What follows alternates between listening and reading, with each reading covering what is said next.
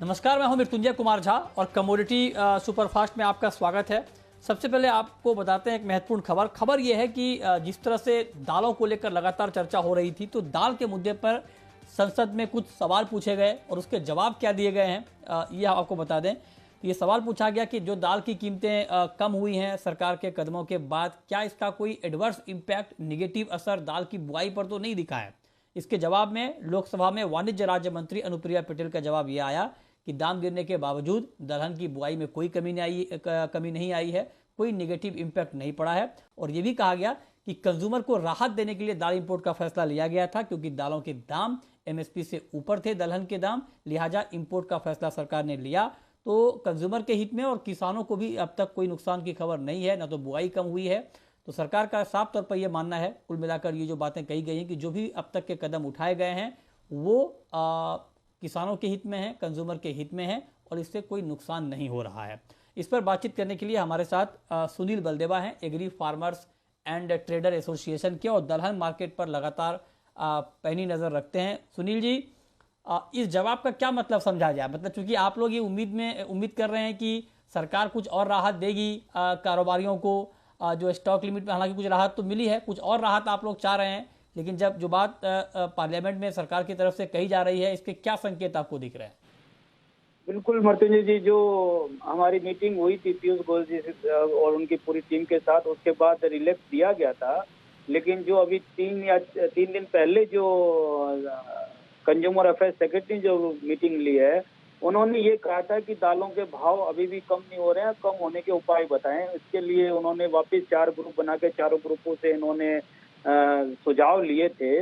लेकिन मुझे लगता है कि हमें फिर भी हमारी एसोसिएशन की जो एक स्पष्ट नीति रही है वो ये रही है कि ट्रेडर, कंज्यूमर और किसान तीनों का एक साथ लेके चलना चाहिए। जो चीजें एमएसपी से नीचे है उसके ऊपर नीचे कोई सख्ताई नहीं होनी चाहिए। जो चीज एमएसपी के ऊपर है उसका पहले हमें इंपोर्ट की तरफ ध्यान करना चाहिए, ड्यूटी घटानी चाहिए। उसके बाद कुछ नहीं आता है, कुछ यदि भाव कंट्रोल में नहीं आते हैं तो हमें कुछ कार्रवाई के बारे में सोचना चाहिए। दूसरा, यदि हमें गरीब तबके को यदि सहायता देनी है तो हमें पीडीएस में वो दालें दी जा सकती है, बांटी जा सकती है। जैसे अभी मैं बात करूं, चना अभी एमएसपी से नीचे चल रहा है, लेकिन उस पर भी फिर भी सरकार सख्ताई कर रही है। मैंने ये क्वेश्चन भी रखा था, तो मुझे ये लगता है कि जो दालें ऑलरेडी मंदी है उस पर सख्ताई नहीं होनी चाहिए। आज उसका हमें रिजल्ट देख रहे हैं कि आज मंडियों में 45 और 46 जो चना बिक रहा है और 48, 47 जो है वो मील डिलीवरी चना मिल रहा है। अभी भी किसानों का माल, क्योंकि पहले कोविड चल रहा था तो कोविड टाइम में किसानों का माल पूरा नहीं आ पाया था, अभी भी किसानों का माल आ रहा है। तो ये कहना मेरे हिसाब से लाजमी नहीं है कि किसानों को कोई नुकसान नहीं हो रहा है। दूसरा, व्यापारी स्टॉक करने से डरता है। अभी जो मूंग की फसल आएगी वो पहले ही एमएसपी से नीचे बिक रही है। व्यापारी हालांकि स्टॉक लिमिट से बाहर है मूंग, फिर भी वो मूंग की तरफ लेने के लिए तरफ नहीं जाएगा। और हम ये देखेंगे कि मूंग जो है एमएसपी से 20% नीचे, 25% नीचे मंडियों में बिक्री होगी और उसका खरीदार नहीं होगा। तो ये कहना गलत है कि इसका कोई मेरे हिसाब से सही नहीं है कि किसानों पे फर्क नहीं पड़ेगा। चलिए देखते हैं कि इस पूरे मुद्दे पर आगे क्या कुछ और होता है। बहुत शुक्रिया सुनील जी आपका हमारे साथ जुड़ने के लिए और इस खबर पर बात करने के लिए। चलिए अब बात करते हैं कि आज आपको ट्रेड कहां पर लेना चाहिए। अमित सजेजा हमारे साथ हैं मोतीलाल ओसवाल के। अमित जी, बहुत स्वागत है। गोल्ड में आज आपको लगता है कि बाइंग करके चलना ठीक रहेगा? जी नमस्कार मृत्युंजय जी। देखिए, कल भी हमने देखा 47,800 के करीब बाजार ने सपोर्ट लिया, 48,000 के करीब गया। तो जैसे हमने 5-6 सेशंस का एक रेंज देखी है तो दायरे में ही है, और क्योंकि हम उस दायरे के निचले स्तरों के आसपास है, इसलिए मुझे लगता है कि यहाँ पर से बाय करना बेहतर है। हालांकि अपसाइड भी जो होगा इमीडिएट तौर पे लिमिटेड होगा 48,100 के करीब, लेकिन हाँ, बाय की रणनीति डिप पे बनाई जा सकती है। अच्छा, चांदी पर आपका व्यू क्या है? सिल्वर में मामूली तेजी है, क्या चांदी में भी बाइंग करके चलना ठीक रहेगा?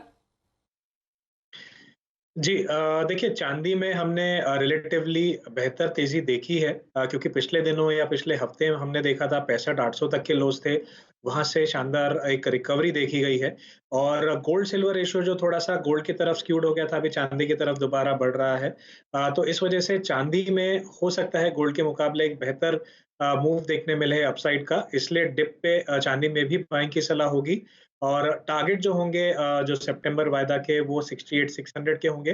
अगर उसके ऊपर निकलता है तो 69,000 तक की भी कैपेसिटी हो सकती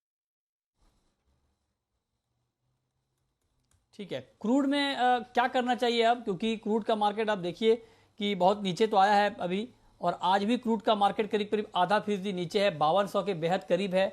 कच्चे तेल में अभी भी इस भाव पर भी बिकवाली का मौका आपको दिख रहा है? जी बिल्कुल। देखिए जो नियर टर्म फंडामेंटल्स हैं वो थोड़े से वीक हुए हैं, ख़ास करके इतनी बड़ी रैली आने के बाद ऊँचे दाम पे बाइंग नहीं आ पा रही है। तो मुझे लगता है कि 5270 5280 के जब तक नीचे रहेगा तब तक सेल ऑन रैलीज़ का रुख रहेगा। इंट्राडे बेसिस 5240 का रेजिस्टेंस है, उसके करीब अगर मिले तो बिकवाली कर सकते हैं और कल के लोज़ जो थे 515040 के रीजन में वो दोबारा रिपीट होने की पॉसिबिलिटी बरकरार है। ओके, नेचुरल गैस में तेजी है करीब करीब पौने फीसदी की, 302 के ऊपर है भाव। क्या किया जाए इसमें? जी देखिए नेचुरल गैस का पिछले ऑलमोस्ट 2 महीनों से जो रुझान है वो ऊपर की तरफ है। यूएस में हीट वेव अभी भी बरकरार है और ये अटकलें लगाई जा रही हैं कि अगर ज़्यादा इन्वेंट्री ड्रॉडाउन इस दौरान हुआ, तो विंटर में जो इन्वेंट्री होगी वो कम होगी। इस वजह से लॉन्गर टर्म सपोर्ट मिल पा रहा है प्राइसेज़ को। मुझे लगता है कि पोजिशनल बेसिस पे 285 इम्पोर्टेंट है और इंट्राडे बेसिस पे करीबन 300 से 299 की ज़ोन इम्पोर्टेंट है एज़ अ सपोर्ट।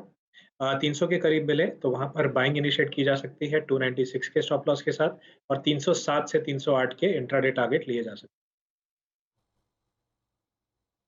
हैं। ओके, आखिरी सवाल, कॉपर का मार्केट थोड़ा सा दबाव में है, खबर भी निगेटिव है, चीन में जिस तरह से कोरोना के मामले बढ़े हैं, ऐसे में मेटल मार्केट दबाव में है। क्या कॉपर पर अभी और दबाव बढ़ सकता है? जी देखिए दोनों ही जो कंज्यूमर मार्केट्स हैं, चीन और अमेरिका दोनों में ही केसेस बढ़ रहे हैं। हालाँकि जो साउथ अमेरिकन कॉन्टिनेंट में स्ट्राइक्स की पॉसिबिलिटी है एस्कॉन्दिदा और एक आध और माइंस में, तो उस वजह से डाउनसाइड लिमिटेड है। लेकिन येस मोमेंटम बेस्ड ट्रेडिंग अगर की जाए इंट्राडे बेसिस, तो जब तक 740-41 के नीचे रहेगा तब तक सेल ऑन रैलीज़ का रुझान रहेगा। 738 पे मैं एंट्री की सलाह दूँगा 742 के स्टॉप के साथ और 731 का जो कल के लोज़ थे उसके आसपास एक टेस्ट हो सकता है। चलिए, बहुत शुक्रिया अमित जी आपका हमारे साथ जुड़ने के लिए, बताने के लिए कहाँ पर कमाई के मौके बनेंगे।